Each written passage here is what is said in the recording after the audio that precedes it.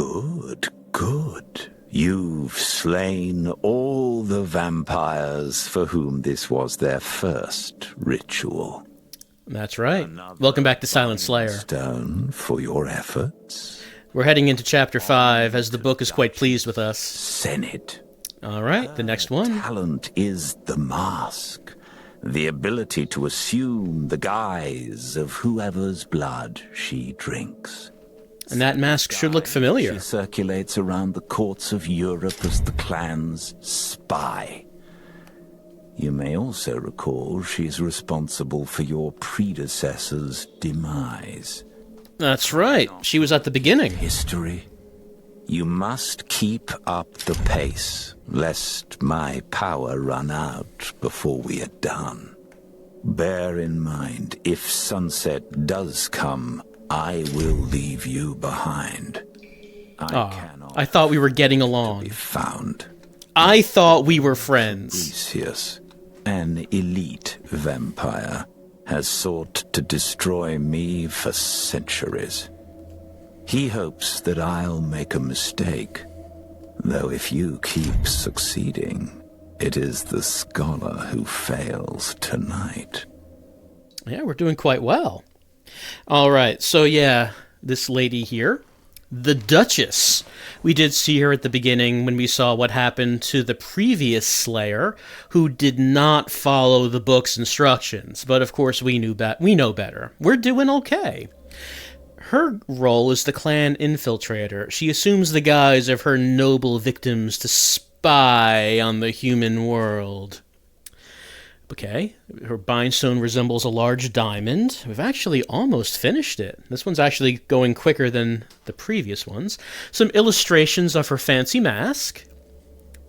Let's see. Duchess Cennet spends little time here at the castle. She is constantly on missions among your human elite, gathering secrets and feasting on the hearts of nobility. She's arrived just in time for the ritual. The portrait gallery is also the Duchess's trophy hall.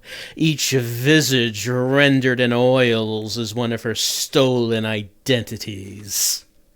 Her golden masks allow her to masquerade as those she kills.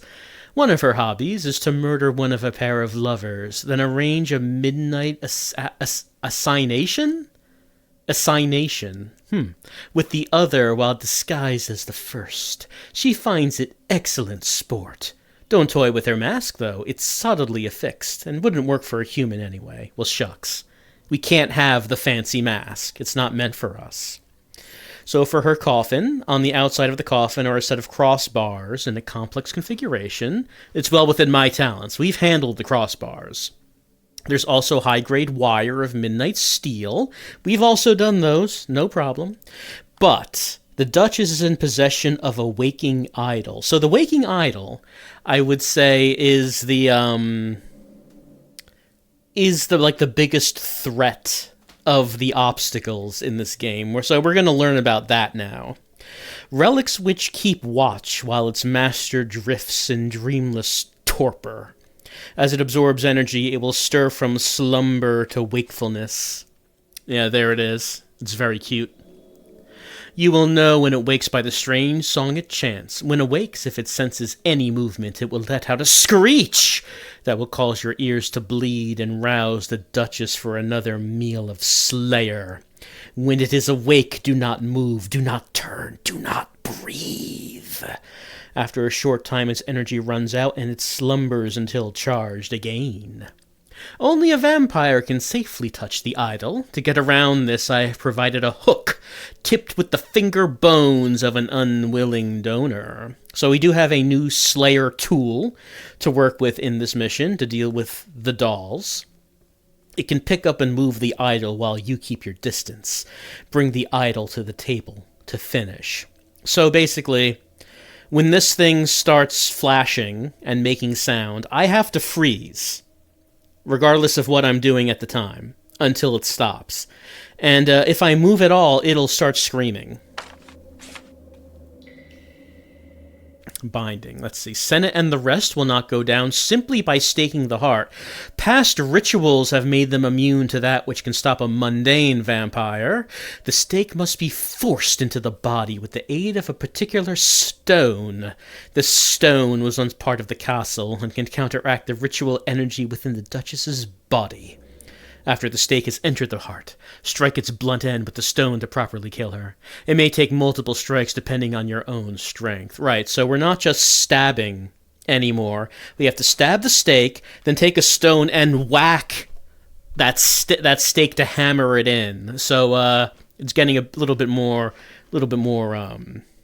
grody, a little bit more involved with the. I mean, you've seen like the vampire slayer hammering the stake into the chest of the screaming vampire. You've seen that imagery before. That's the kind of thing we're going to be doing now that we finish this. Good. The higher we go, the more intricate the bindstone. For Cennet's coffin, I give you this hook. Its claw is the bone of a vampire. Some relics should only be touched by a vampire, which currently you are not. You'll need to remove Cennet's waking idol, a small poppet which slumbers and wakes in turn. Move when it's awake, and it shall wake its master. Right, so this is the hook. A fragment of this very castle's stony core. Vampires imbued by the ritual are not slain by normal means. The stake must be driven in by their own magic. Poetic, perhaps. Thrust in the stake as before, then strike it with this stone until it's done. Yep, just hammer it in. Proceed. Let's go. All right, vampire number 5, who survived the previous slayer, but we've been learning our lessons.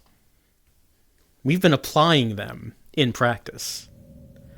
Okay, so now things start to get harder. All around the portrait gallery, the many faces of the Duchess surround her. The people she has imitated. It's what she likes to do. So we're in a nicer area of the castle now as we go higher up. And we have additional tools: our stone, the heart, the stake, a key, the hook, the pry bar, the snippers. First of all, we have to deal with these bars. Okay, so this bar I cannot move to the right because this one's in the way. This one I cannot move up because this one's in the way. But this one, well, this one like goes around the corner. But there is space above, so I can lift it up.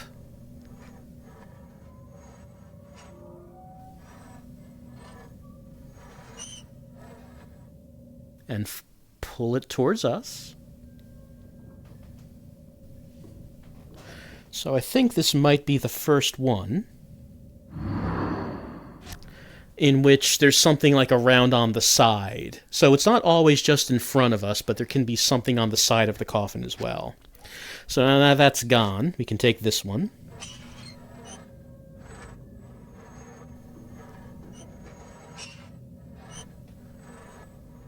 Careful now. Very careful. Very quiet. Very stealthy and patient. Consistent. There we go. And one more, which will pull out the right side.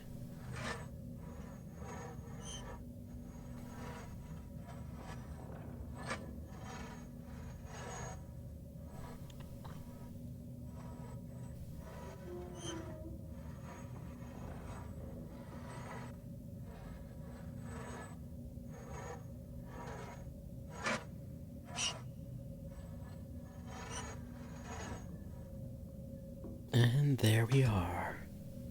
Bars are done. Keyhole right there. Only one key. Slowly now. Don't go too fast. Take it slowly. And carefully.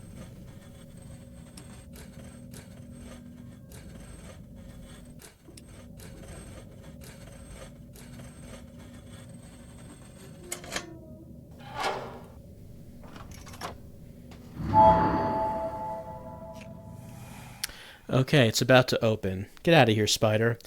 Alright, once I open this, there's going to be an idol in there, which means that I need to be on the ball as to whether or not I can move or not. We're going to open it now. Careful now. Keep our ears open. Behind her. That's the waking idol I described.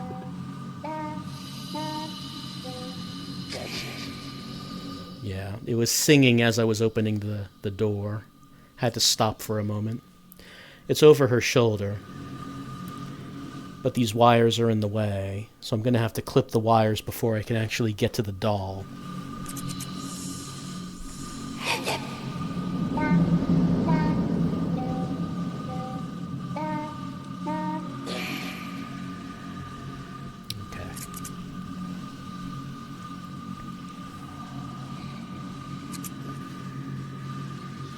Take it real carefully. Stop the moment you hear the doll. Daylight is not infinite. I know. I'm trying to do this as fast as I can, but also not clipping the energy. The doll's going.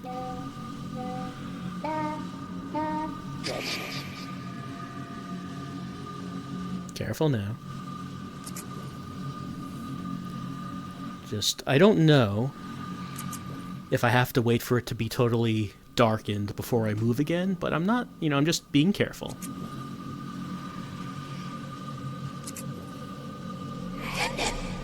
It's going.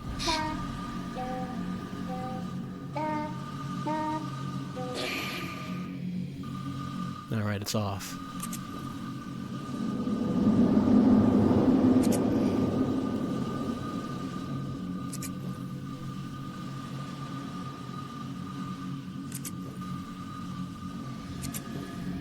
One more.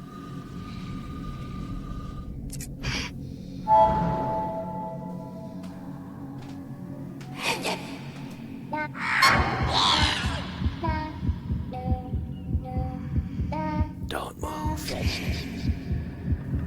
Okay, I guess I must have moved a little bit as it was turning on, because it did yell once. Fortunately, she did not wake up. All right. Here's our hook. We gotta hook that without touching her. Get it over her shoulder. Okay. Pull it back. Pull it back. Almost there.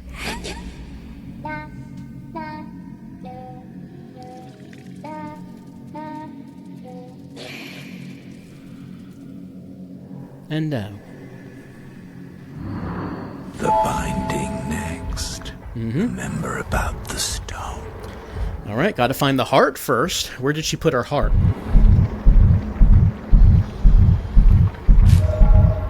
Feels like it's there. Alright, stake in one hand, stone in the next. Let's draw some runes.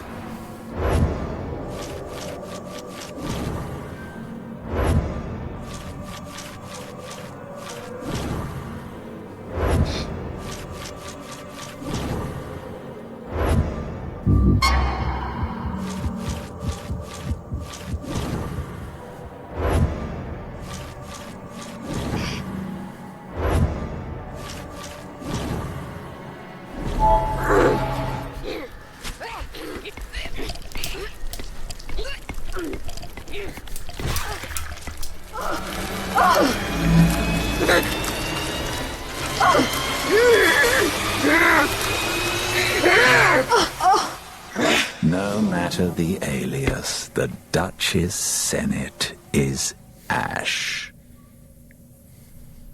You sure I can't take her mask? Her mask is kind of neat, but alas, the mask is not for humans. It's only for vampires, but we can take her triangle, and with that we can move on to the next floor. Alright, so a big obstacle has shown up in that of the idol, and that's going to be the tough thing to get past for a number of these coffins. Slayer, I may be starting to appreciate your style. Ah, shucks. Get to work on the bindstone. These last few are bound to be taxing. Even my power is less than when the day began, and those closest to the Elder Zar have outlived many slayers. Case in point is Princess Viktoriya, the right hand of the Queen. 900 years of torture and butchery in service of the clan means she's well practiced in guarding her coffin from foes, human or vampire. Vampires are no stranger to torture, but Viktoriya elevates it to an entire world view. In her words, pain is the tool of the superior to educate the inferior. I wonder if you shall prove superior in your attempt to end her existence. Holding back my impatience wearies me, Slayer. I'm doing the stone. Long have I hungered for this day. The day this clan would perish under my gaze. Where my hands could not, yours have reaped 5 ashen harvests under my tutelage. Only 4 remain. Yeah, we're getting there. We're doing it. We're making it happen. But before I finish this, we should read about the Princess Viktoriya, the clan torturer, ruthlessly efficient problem solver, and right hand of the Queen. Yeah, she's here, and there are only 3 above her. Viktoriya's bindstone is the largest yet, in the form of mirrored trapezoidal prisms, blunted ends for a blunt figure such as her. You may surmise that vampire culture is a mix of human custom across globe and era, but this comparison only goes so far. To assume vampires hold ideals such as honor or chivalry, however twisted, is a gross error. There's also an illustration of some tools of her trade. 10 minutes with Princess Viktoriya would remove any allusions to that effect. She is the brutally effective right arm of the clan. She solves problems with torture, murder, and no measure of restraint. Whether against a vampire or human, she enforces the clan's will by inflicting pain.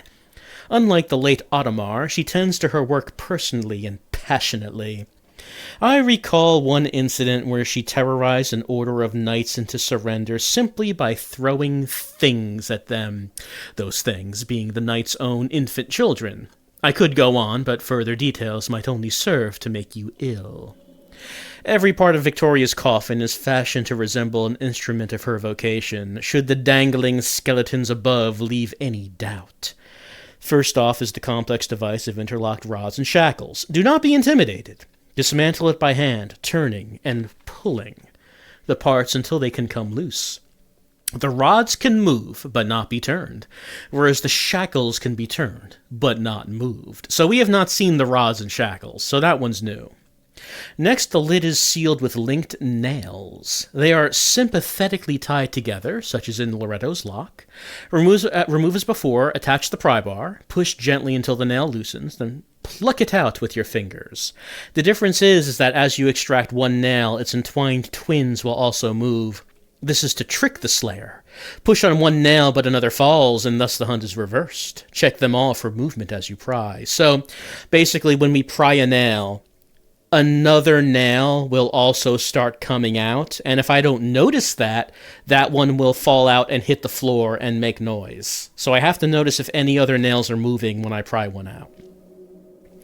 Now, the inside of the coffin, the ornate arrangement of wires inside are next. Whoops. You need only remove the wires themselves with the blades. The decorative fixtures carry none of the coffin's energy. Some wires appear to be permanently energized. In those cases, there will be a fluctuation in the energy. Where the wire appears dull, it is safe to cut there. So when we snip the wires, there'll be a different kind of wire this time. You'll see as we go there. But a little bit of a variation on the energized wires.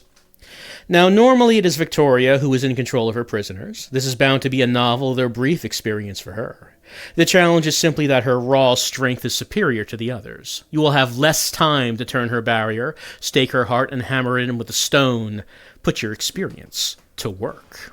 All right, so less time to get the job done than with these other ones, apparently, because she's strong. She's strong girl.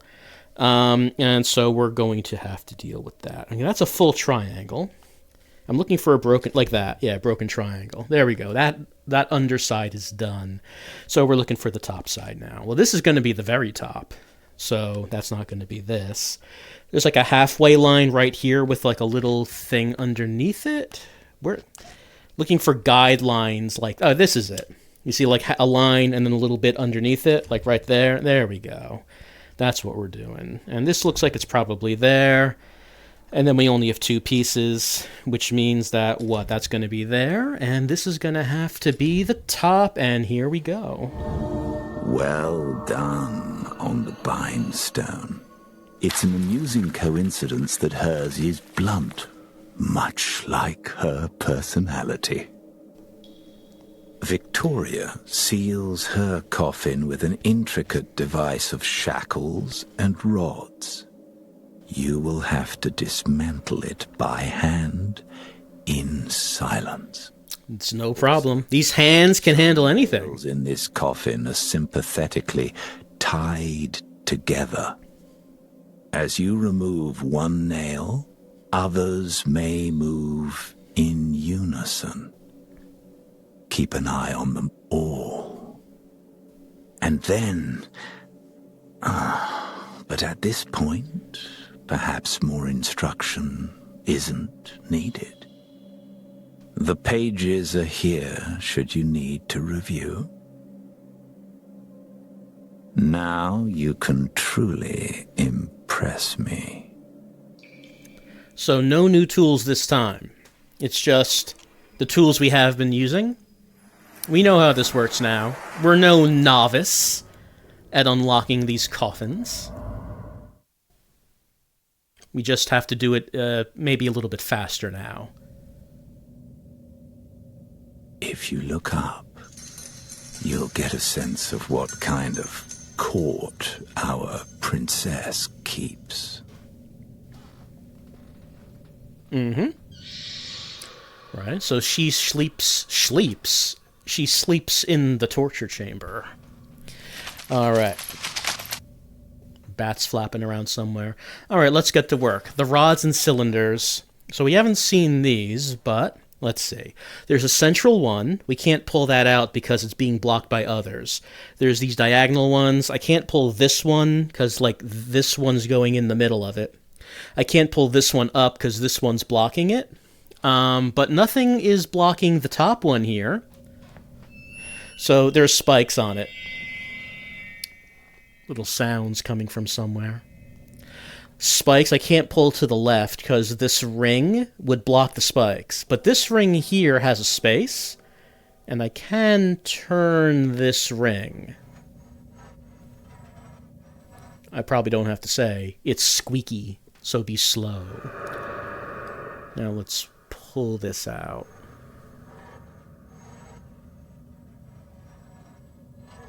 Everything's so squeaky.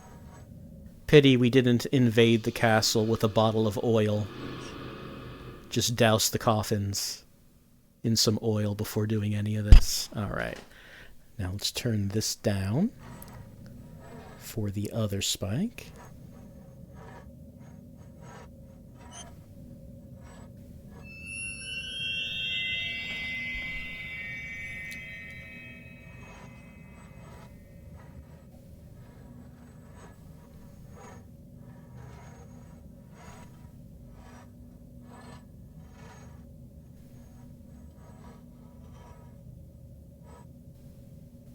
That's one. On the table it goes. So now that that's gone, this one can be pulled out. Nothing blocking it now.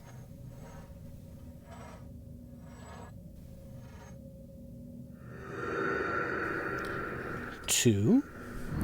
And now that means this one can be pulled out.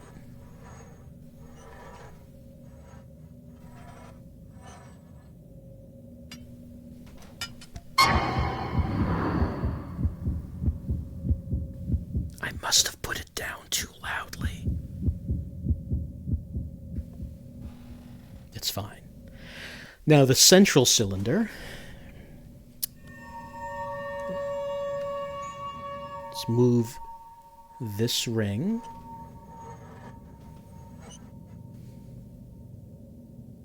There's also a spike on this side.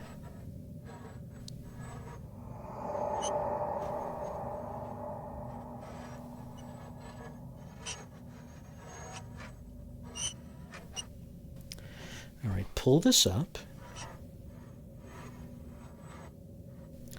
So the first spike will clear. And we're going to have to move this ring. So the second spike will be able to clear.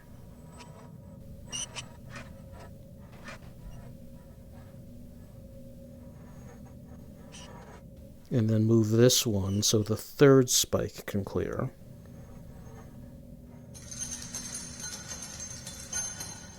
I hear those rattling chains. Slayer don't care. Second spike is cleared.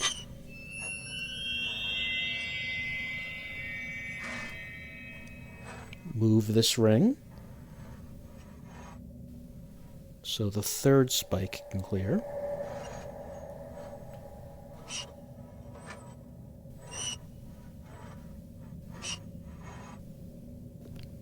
All right, central cylinder is out. All right, now we got nails. Going to put this one here. I'm going to start pulling this one. Now you can see the one right next to it is also coming out.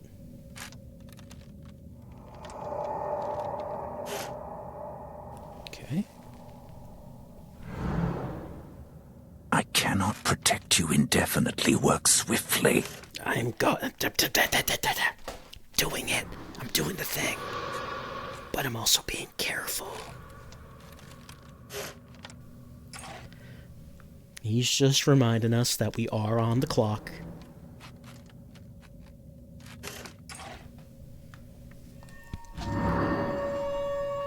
Alright, nothing on the left, but there's a couple on the sides. I'm gonna start pulling this one.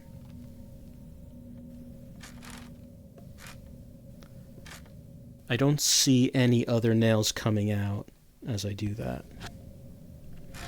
Just looking around to make sure. I don't think there are any linked nails. This one? Oh yeah, that one's coming out. That one. So if you didn't notice that there were nails in the side, that would get you.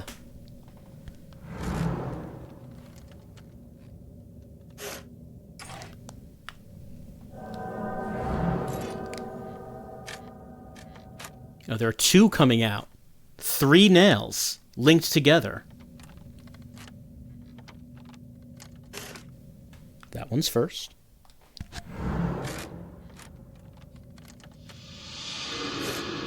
This one's second. This one's third. One more nail.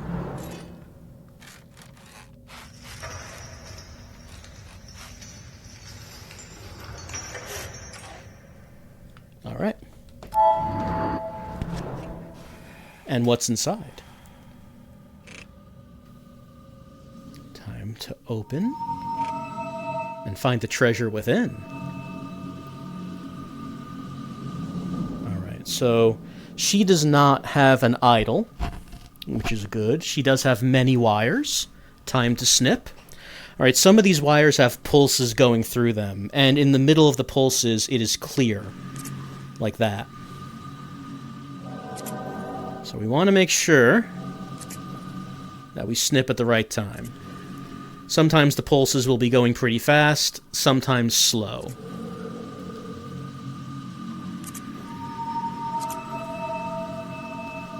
So it's a bit of a different take on the wires.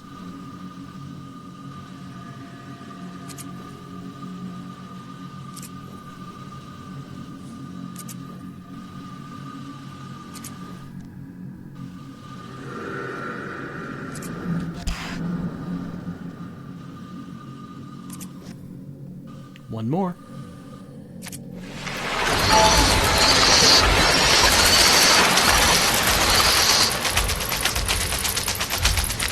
Some bats fluttering around. We can't be distracted by that. We're a professional slayer here. That's weird. Why is my heart not going all... Oh, there we go. There we are. Felt like something was blocking me. Alright. I think that's where it is. Let's do the runes.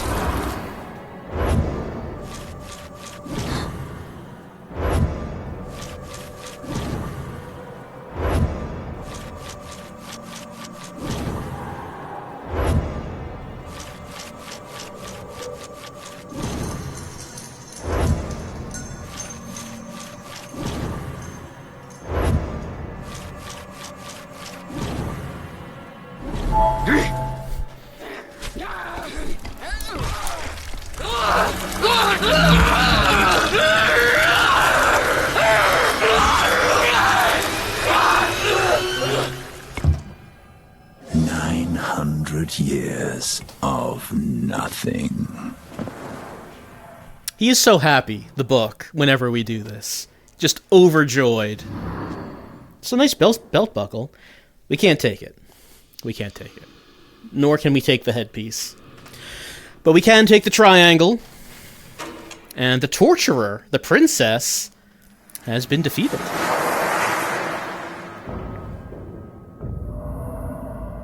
Number 6 down. On to number 7.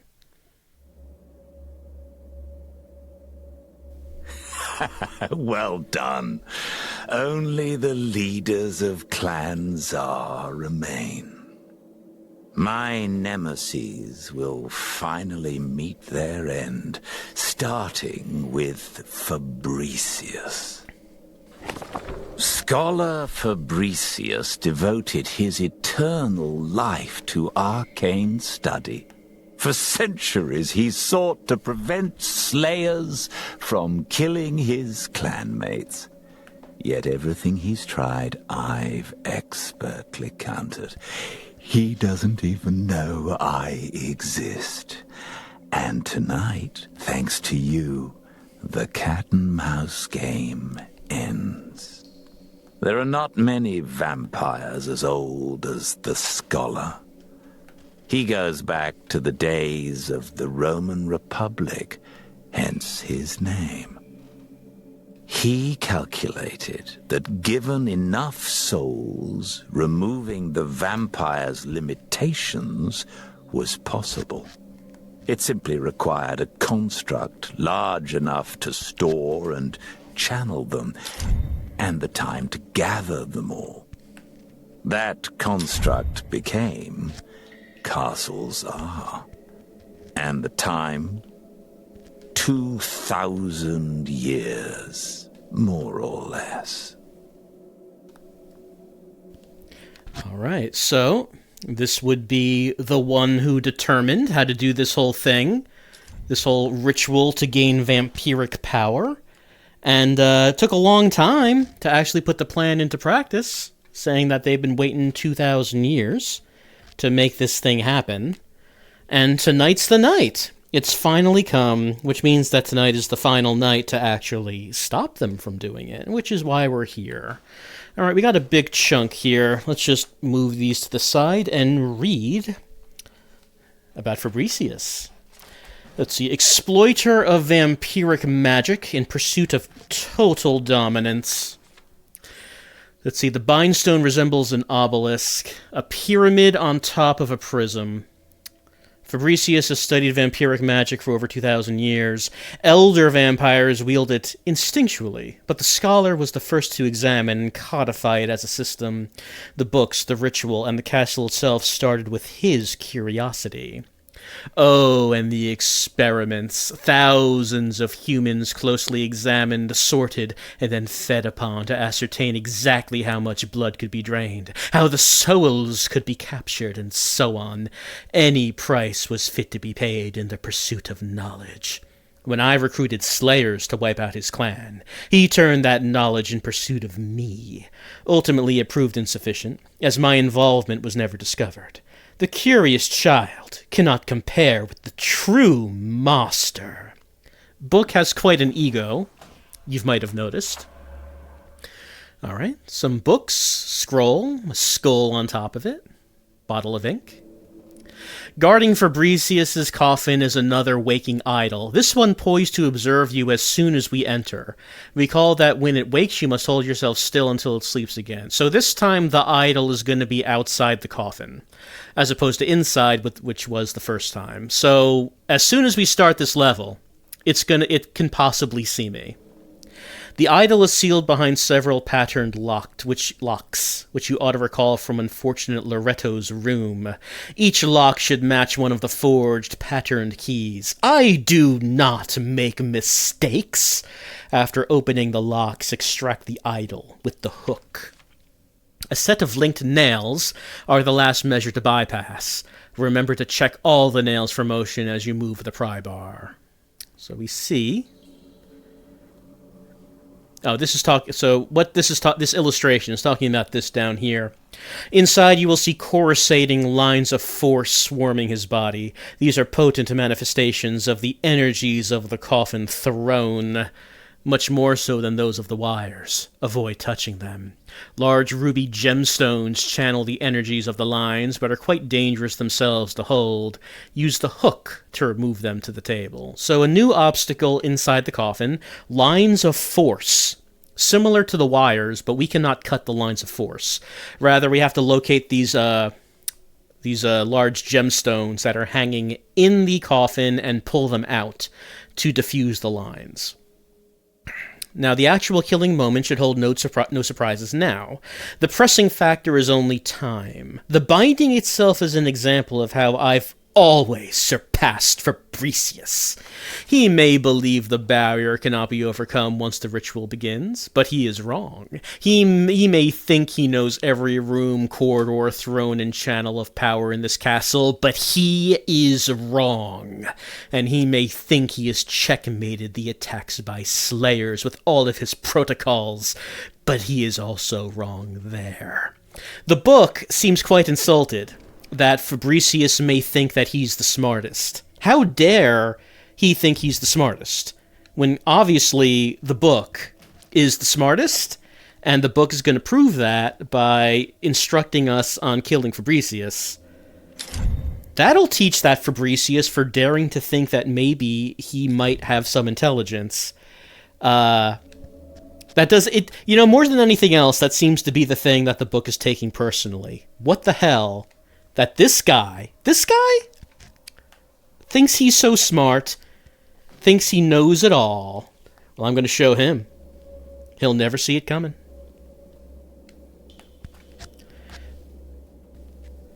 But before we can do that, we, of course, do need to assemble this. I've been doing there we go. I've been doing okay with the last few, actually. Like, earlier on, there were some that took me a bit to put together. But not too badly with some of these now. And they are getting bigger and have more pieces as we continue on, as I'm sure you've noticed. Yeah, that one goes there. And when we do these, we get like a little hint in the book about what the shape is going to be. As it said, this one is like a pyramid on top of a prism. So we have we completed the pyramid shape, and of course we are now doing the bottom part of it. There we go. Only 2 pieces left. Only 1 piece left. Only 0 pieces left. Perfect. Fabricius would give his left eye to know the secret of the bindstones. On the outside of the coffin, you'll see a waking idol in a locked case. As soon as you enter the chamber, it can wake up, so be immediately mindful. The hook will also play another role this time. The scholar protects his hide with lines of energetic force. Touching them, or the gems which power them, is not recommended. Move the gems from their settings to the table with the hook. So nears the end of a long, long story. Almost there. So actually, the bit where I move the gems with the hook, I find sometimes it doesn't work too well. Hopefully that, like, sometimes the gem starts, like, flapping around. Like, the physics are bad, the physics are not right. Hopefully that doesn't happen here. We'll see how it goes. It doesn't happen all the time. But I feel like pulling the rubies out are the thing that gets me more than anything else. If pulling the ruby out goes wrong, I want to make sure it hits the side of the coffin rather than hitting the vampire. There's a doll. The most important inscription is done. Normally only reached via the corridor behind you. Well, I guess there are some... It's watching us.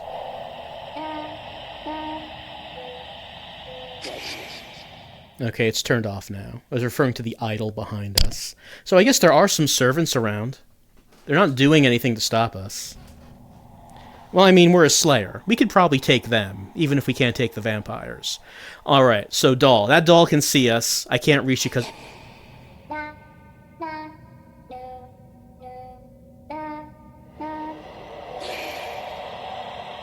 Alright, 4 keyholes. I have 5 keys. I need to figure out which one goes where. This one might go here. Now, like I said before...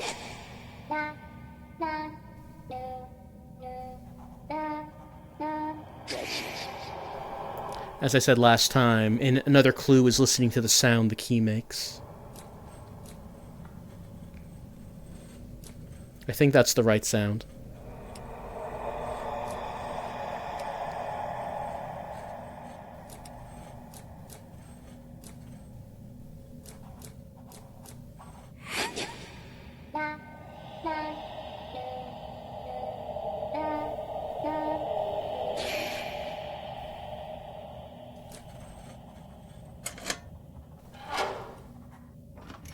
That was the right one. And there's this? Which one would this go to? I think this one.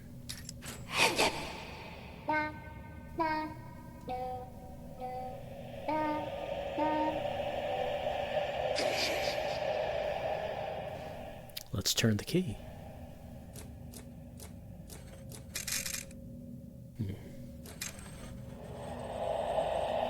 I think that's the right sound.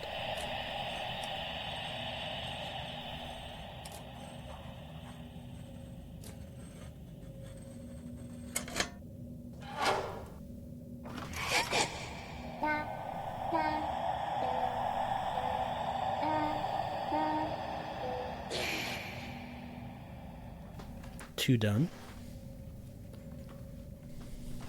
Let's see. This one... Let's try another one.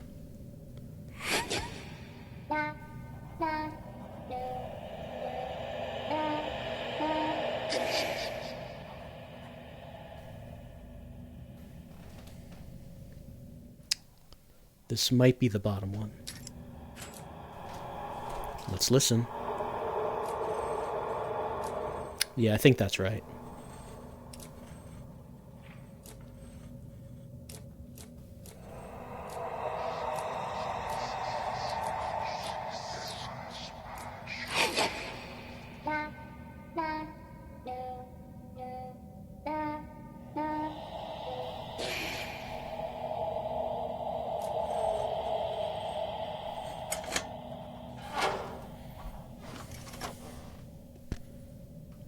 I think this is the top one. We have one extra key. That won't go for anything.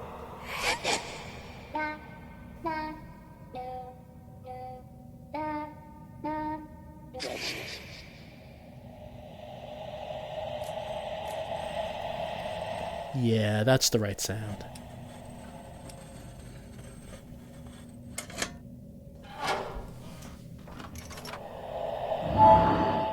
Alright, doll's exposed. Let's get the hook.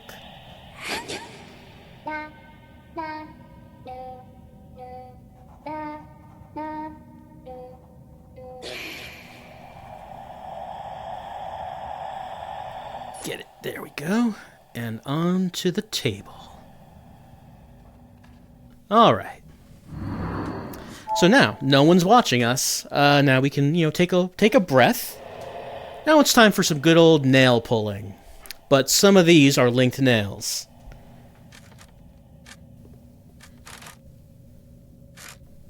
That one, over there. Are there any nails on the sides? No, does not look like it.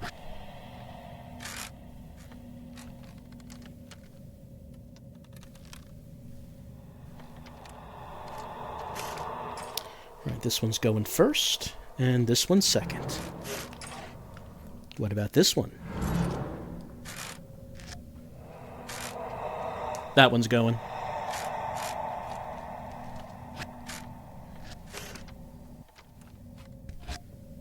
Up.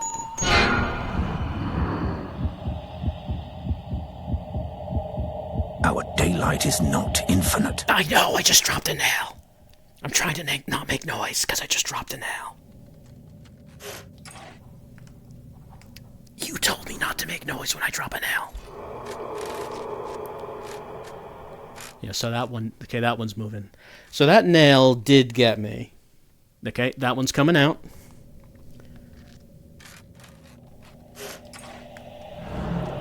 This one. I do not see any other nails coming out.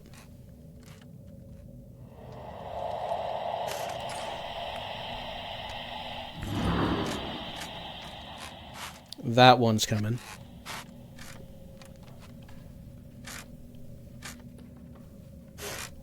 Okay, that one's coming first.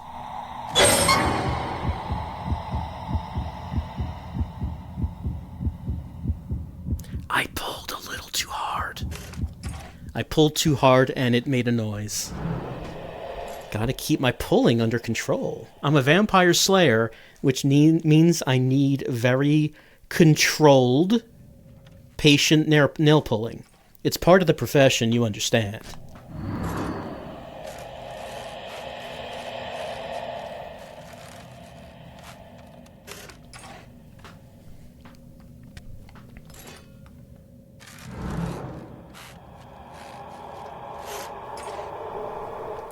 Alright. Nails done. Time to open her up.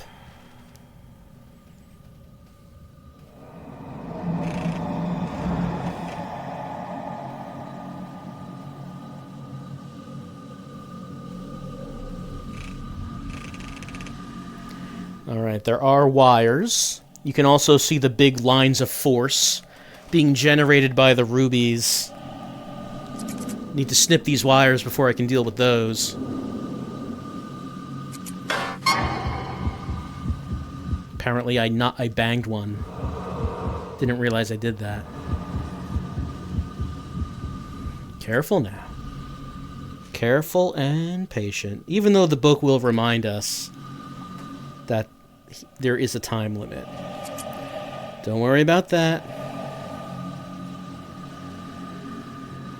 Just keep it cool, keep it calm.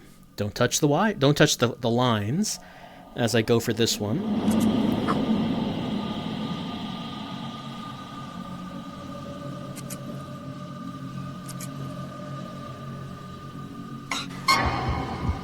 Don't bump them. I know.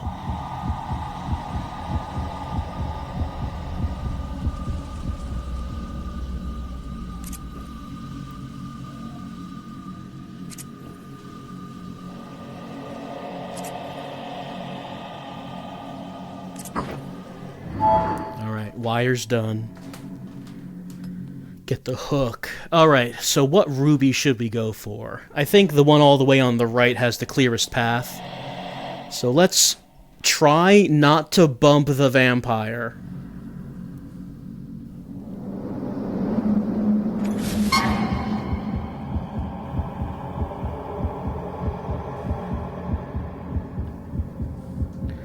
Alright, so as I did that, the jewel got all wiggly and bumped the coffin, which is what I was talking about previously.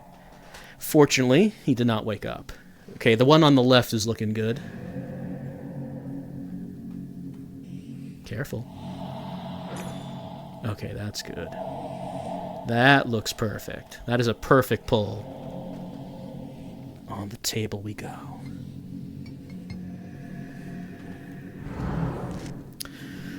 The one on the right, try when I pull that out, lift it up so we don't bump the vampire's shoulder.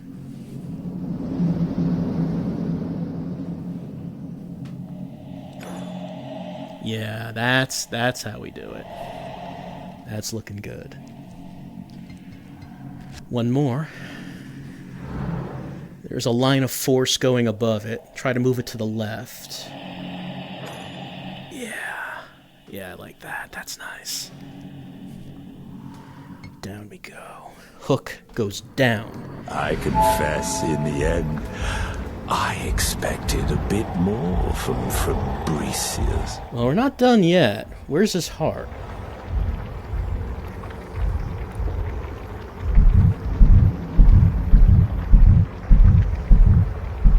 His heart's around here. There. That's like way off. Okay. Stake and stone. Rune it up. It's rune time.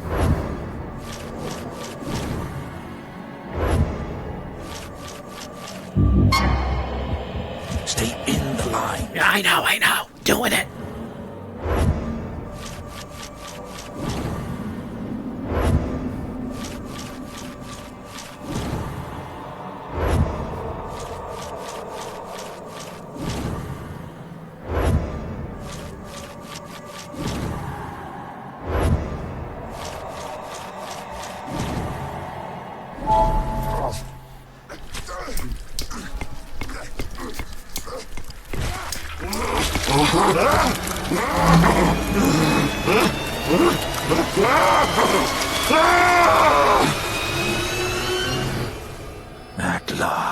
At last. Unexpected. What is this? A note. This is... He...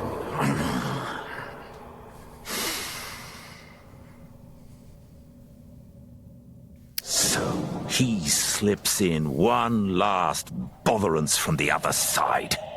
Fabricius was not as ignorant as I thought.